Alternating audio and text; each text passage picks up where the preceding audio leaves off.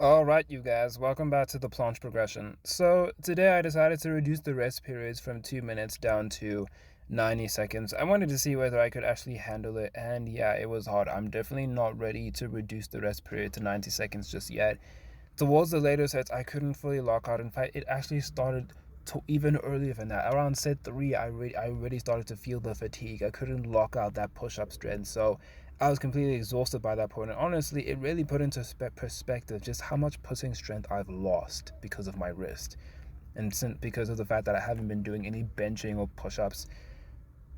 When I was training planche over a year ago, my pushing strength was on a completely different level. My bench press was really strong back then, but ever since I've injured my wrist, I haven't been able to bench press properly. I know I've mentioned this a lot if you guys have been following the series, but sessions like this really remind me just how important foundational strength is for skills training.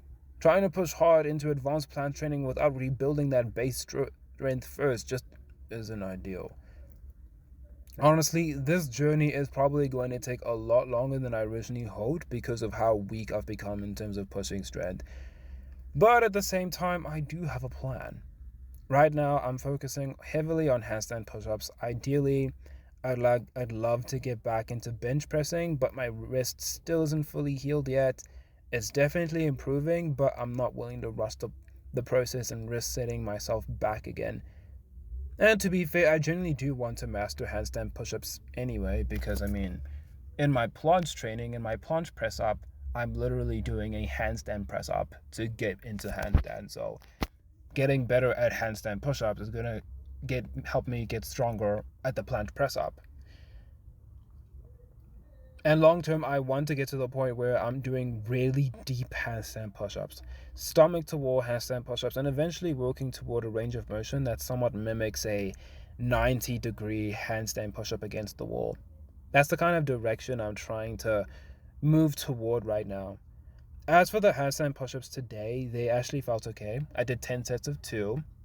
Slightly easier than the previous session, which tells me my body is starting to adapt and get back into the swing of things. I was also a bit nervous going into today's session because I woke up with some DOMs this morning. Nothing crazy, but definitely noticeable. And honestly, I was not actually supposed to train today. Usually, I would train on Sunday and then take like 2 days off and then train on Wednesday. No, actually, I would train on Saturday. I trained on Saturday. That was my last training session. Take 2 days off and then train again on Tuesday, but I couldn't wait to train again. Train again. And honestly, the reason is because I am dealing with pretty severe depression. I'm not going to go into details about it, but training just really helps me to take the edge off. So I couldn't wait 2 days to train again. So, yeah.